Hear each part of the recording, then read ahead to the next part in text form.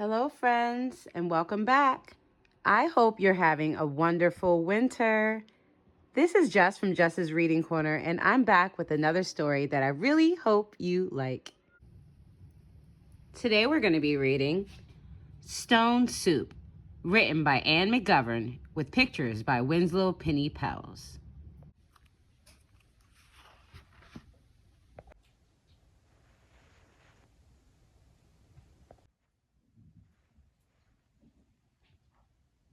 A young man was walking.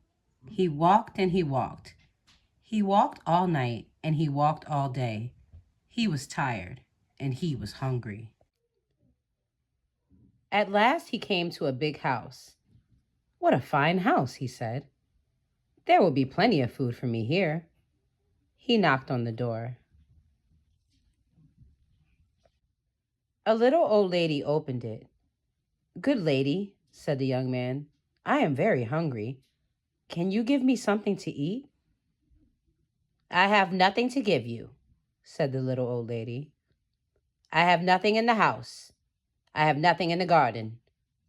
And she began to close the door. "Stop," said the young man.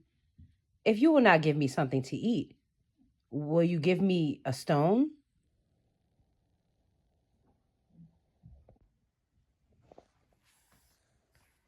"A stone?" said the little old lady. "What will you do with a stone? You cannot eat a stone." "Ah," said the young man, "I can make soup from a stone." Now the little old lady had never heard of that. Make soup from a stone? Fancy that. "There are stones in the road," said the little old lady. The young man picked up a round gray stone. "This will make a wonderful soup," he said. "Now get me a pot." The little old lady got a pot. "Fill the pot with water and put it on the fire," the young man said.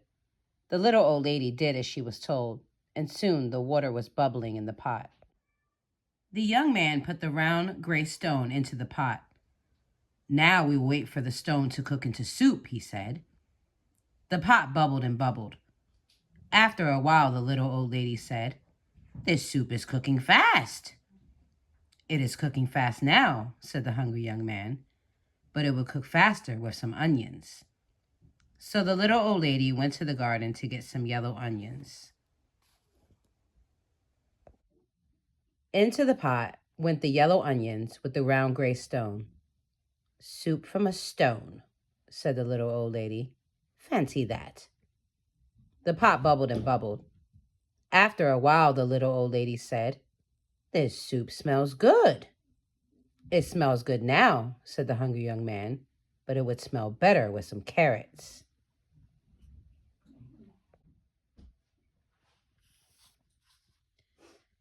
So the little old lady went out to the garden and pulled up all the carrots she could carry.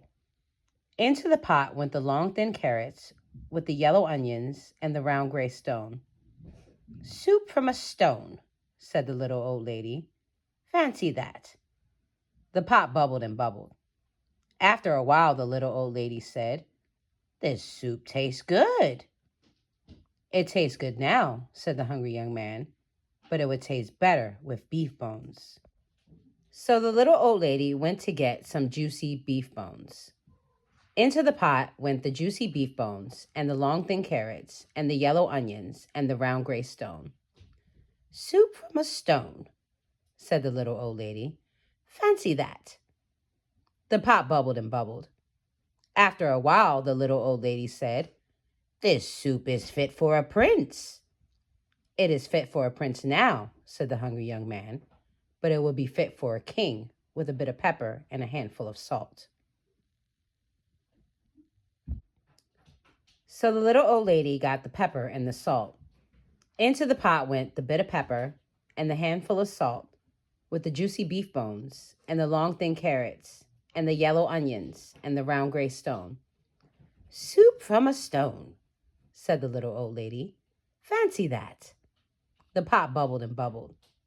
After a while, the little old lady said, "This soup is too thin." "It is too thin now," said the hungry young man, but it would be nice and thick with some butter and barley. So the little old lady went to get butter and barley.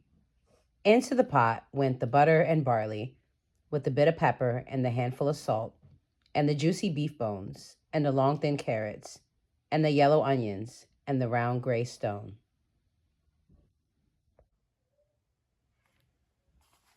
"Soup from a stone," said the little old lady. "Fancy that." The pot bubbled and bubbled. After a while, the little old lady tasted the soup again. "That is good soup," she said. "Yes," said the hungry young man. "This soup is fit for a king. Now we will eat it." "Stop," said the little old lady.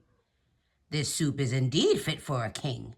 Now I will set a table fit for a king." So she took out her best tablecloth and her best dishes. Then the little old lady and the hungry young man ate all the soup made with the butter and barley, and a bit of pepper, and the handful of salt, and the juicy beef bones, and the long thin carrots, and the yellow onions, and the round gray stone. "Soup from a stone," said the little old lady. "Fancy that." "Now I must be on my way," said the young man. He took the stone out of the pot and put it into his pocket. "Why are you taking the stone?" said the little old lady.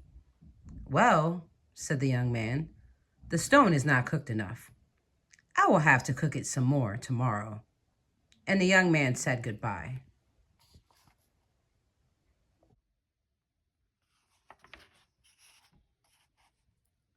He walked on down the road. He walked and he walked. "What a fine supper I will have tomorrow," he said to himself. "Soup from a stone. Fancy that." The end.